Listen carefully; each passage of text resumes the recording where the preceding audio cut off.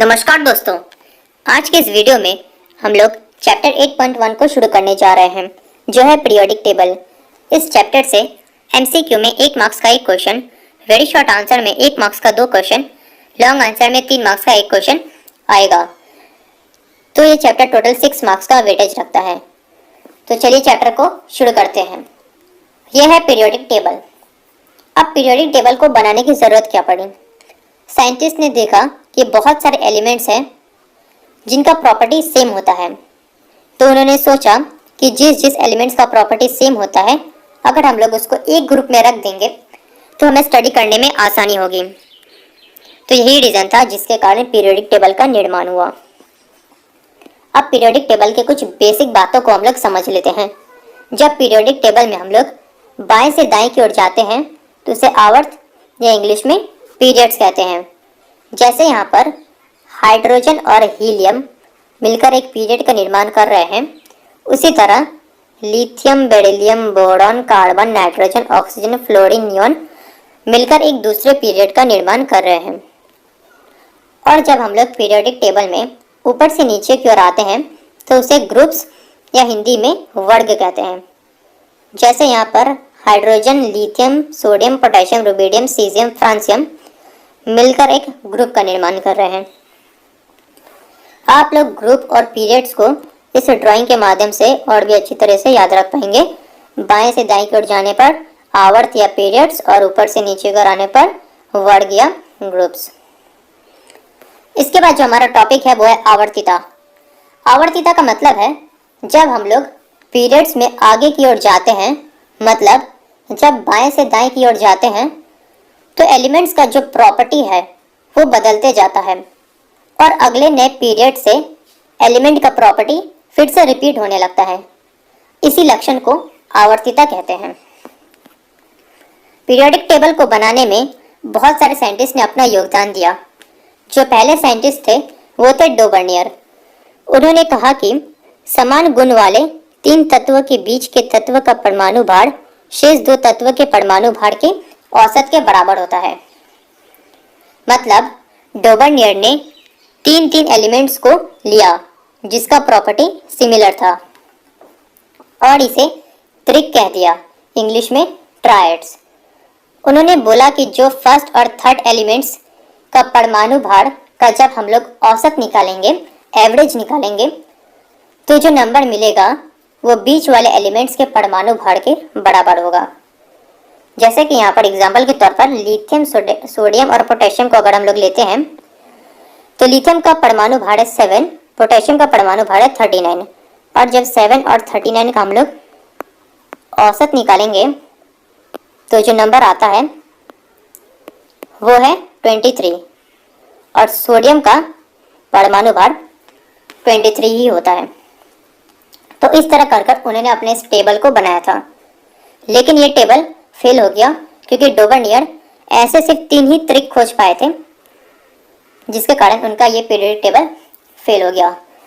यहाँ पर ट्रिक नहीं, ट्रिक होगा। न्यूलैंड के बाद आते हैं, नहीं, डोबर्नियर के बाद आता है न्यूलैंड। न्यूलैंड ने अपने नियम में कहा कि यदि तत्व को उनके परमाणु भार की वृद्धि क्रम में सजाया जाए तो किसी भी निर्दिष्ट तत्व से गिनती प्रारंभ करने पर उसके बाद का 8वां तत्व प्रथम तत्व के गुणों में समानता रखता है। इसे अष्टक कन्या या लॉ ऑफ ऑक्टेव कहते हैं। उन्होंने बोला कि जैसे संगीत में 7 सुर होते हैं, सा, रे, गा, मा, पा, धा, नी, और फिर नी के बाद पहला सुर सा फिर से रिपीट होता है, उसी तरह उन्होंने अपना नियम बनाया। उन्होंने बोला कि अगर एलिमेंट्स को परमाणु भार के बढ़ते क्रम में सजाने पर किसी भी एलिमेंट से गिनती शुरू करने पर उसके बाद का 8वां तत्व, 8वां एलिमेंट्स का जो प्रॉपर्टी होगा वो पहले एलिमेंट्स के प्रॉपर्टी से सिमिलर होगा। जैसे कि एग्जाम्पल के तौर पर अगर लिथियम को हम लोग पहला तत्व मान लेते हैं तो लिथियम के बाद का 8वां तत्व होता है सोडियम, और अगर हम लोग सोडियम को पहला तत्व मान लेते हैं तो सोडियम के बाद का 8वां तत्व आता है पोटेशियम। तो लिथियम, सोडियम, पोटेशियम का जो प्रॉपर्टी होता है वो सिमिलर होता है। तो इस तरह कर कर उन्होंने अपने इस पीरियोडिक टेबल को बनाया था। लेकिन उनका भी पीरियोडिक टेबल फेल हो गया, क्योंकि यह नियम एप्लीकेबल नहीं हो पा रहा था जिस एलिमेंट्स का परमाणु भार ज़्यादा था। और बाद में नोबेल गैस के खोज से एक और ग्रुप ऐड हो गया था पीरियोडिक टेबल में। तो अब 8वां नहीं बल्कि 9वां एलिमेंट पहले एलिमेंट के प्रॉपर्टी के साथ मैच करता। तो इसलिए न्यूलैंड का अष्टक का नियम फेल हो गया था। न्यूलैंड के बाद आते हैं मेंडेलीव। मेंडेलीव का पीरियोडिक टेबल इम्पॉर्टेंट है। उन्होंने अपने नियम में कहा कि तत्व का भौतिक तथा रासायनिक गुण उनके परमाणु भारों के आवर्त फलन पीरियोडिक फंक्शन होते हैं। इन्होंने बोला कि एलिमेंट्स को इंक्रीजिंग एटॉमिक वेट परमाणु भार को बढ़ते क्रम में सजाना होगा। लेकिन उन्होंने ये नहीं बोला कि जैसा न्यूलैंड ने बोला था हर 8वां एलिमेंट का प्रॉपर्टी पहले से सिमिलर होगा, बल्कि उन्होंने बोला कि अगर मैं सारे एलिमेंट्स को इंक्रीजिंग एटॉमिक वेट में रख दूं तो कुछ न कुछ टेबल ऐसा बन सकता है कि वो एलिमेंट्स जिनकी प्रॉपर्टी सेम है वो सेम ग्रुप में आ जाए और उन ग्रुप्स में नीचे चलने पर या ऊपर चलने पर या तो प्रॉपर्टी सेम रहे या रेगुलरली इंक्रीज हो या रेगुलरली डिक्रीज हो। ये था मेंडेलीव का पीरियोडिक लॉ कि जो एलिमेंट्स का प्रॉपर्टी का जो बेसिक है वो किस पर डिपेंड करता है, परमाणु भार पर।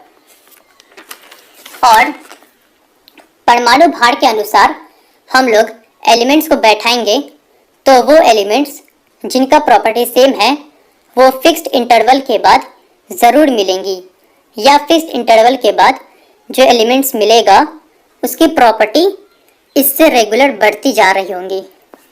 तो ये था मेंडेलीव का पीरियोडिक लॉ।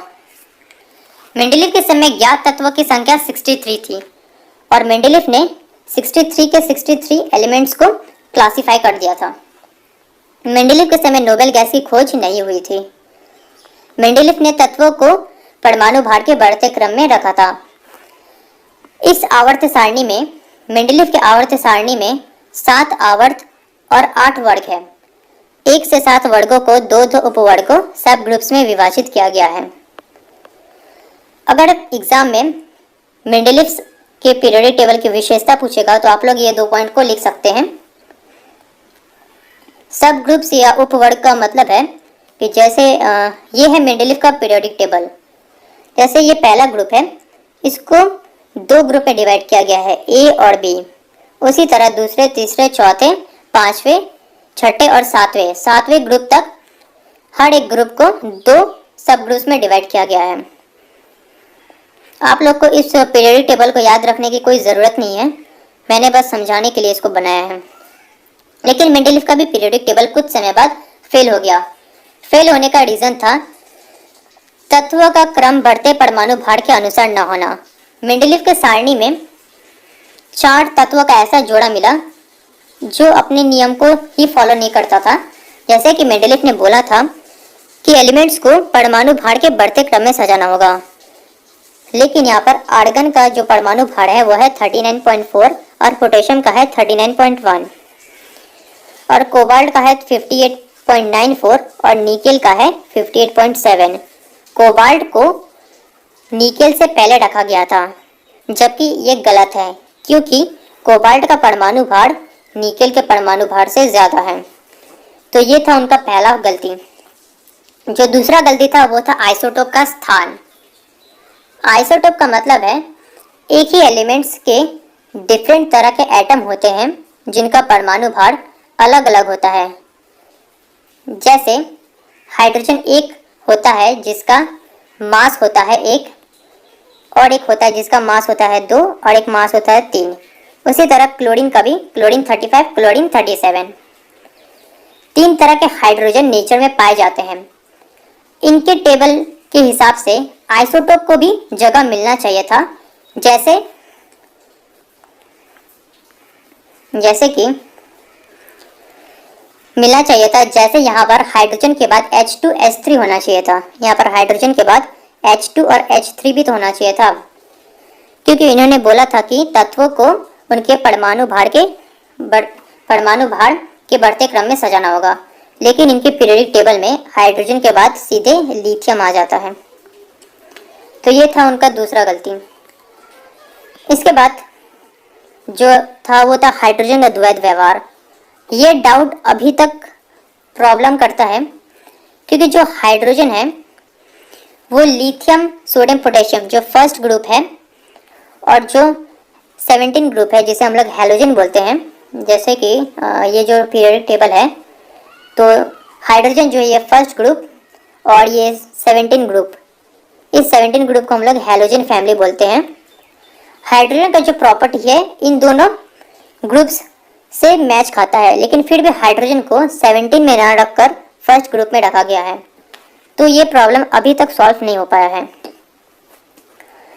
इसके बाद जो मेंडेलीव का लास्ट फॉल्ट था वो था कि कॉपर, सिल्वर और गोल्ड और निकेल, सोडियम, पोटेशियम एवं फ्लोरीन और मैग्नीज में काफ़ी असमानता होते हुए भी वे एक साथ रखे गए थे। जैसे कि यहाँ पर मेंडेलीव के पीरियोडिक टेबल में कॉपर, सिल्वर, गोल्ड आपस में तो सिमिलर है पर सोडियम, पोटेशियम से सिमिलर नहीं रखते।